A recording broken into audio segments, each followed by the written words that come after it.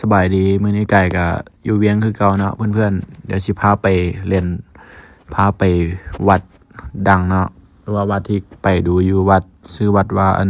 วัดถ้ำพระเนาะสิพาไปเอิ้นแก๊ปไปตัดภาพมาที่วัดเลยนี่ฮอดแล้วบรรยากาศวัดก็เย็นสบายร่มรื่นเข้ามาเฮาก็มากราบพระก่อนนะกราบพระประธานแล้วก็กราบพระหลวงพี่เนาะโอเคนี่สมาชิกเขาก็มีหมู่ก็ลูกหมู่แล้วก็มีหมู่นำหมู่2 คนเนาะในใบเนี่ย ยกมือไหว้เพิ่นเขินกล้องนะโอเคก็ไปเนาะก็มีเตรียมเครื่องไปเนาะมีน้ำดื่มมีหลายอย่างเนาะไปถวายเพิ่นนี้ถึงเวลารับพรเนาะโอเคเขาก็เตรียมเครื่องเตรียมขันห้าเตรียมอย่างต่างๆเนาะนี่อันนี้ก็คือรับพรเสร็จแล้วเขาก็หยาดน้ำนี้คือเขาซื้อเตาซื้อนกคู่หนึ่งแล้วก็ซื้อปลาไหลเนาะ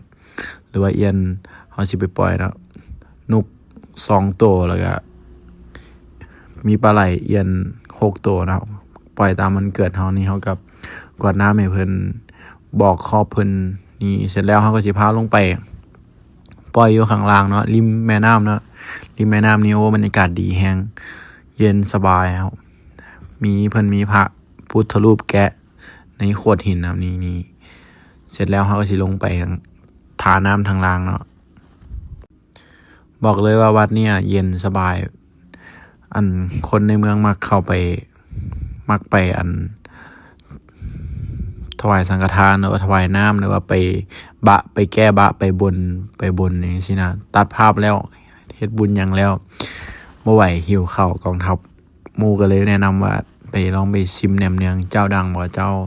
เพิ่นเปิดมาหลาย10 ปีแล้วก็เลยได้ไปลองเบิ่งนี่หน้าตาคนหิวข้าวนะวิธีเฮ็ดก็พันบ่ค่อยถือดอกห่อๆมั่วๆไปนะใครเคยกินแน่คอมเมนต์บอกหน่อยเด้อแซ่บบ่แหนมเนืองแถวอยู่ตัวเมืองนี่แหละ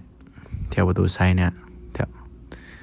วไซไปลองแต่ว่าแซ่บเด้ลองกินเทื่อแรกอยู่กินอยู่ลาวนี่แซ่บลองได้กินเทื่อแรกก็แซ่บอยู่ถือว่าน้ำจิ้มเพิ่นแซ่บอยู่โหแต่ว่ารู้สึกว่าคำนี้สิใหญ่โพดว่า อันนี้หน้าตาคนหิวข้าวแล้วก็เงานอนนะเอาเต็มคำภาคตอนนี้เบิ่งตอนนี้ก็คือรู้สึกหิวข้าวคือกับเพราะว่าดึกแล้วภาคตอนดึกแล้วรู้สึกหิวข้าวอีกเสร็จแล้วเขาก็สิไปแวะเล่นถ่ายรูปอยู่ประตูชัยก็สิส่งหมู่เมื่อบัดนี้ได้เวลาจากกันกับหมู่เฮิงพ่อหมู่เทื่อนึงอ่ะหลายปีพ่อกันเทื่อนึงจนหมู่มีลูกมีครอบครัวเบิดแล้วนี่ ใส่หมู่ถ่ายรูปแป๊บนึงเขาก็สิได้เวลาบอกลาหมู่พ่อกันโอกาสหน้าฟ้าใหม่สิมาเยี่ยมมายามมาเล่นนำใหม่บ๊ายบายคลิปนี้ก็ไว้ส่ำนี้นะครับ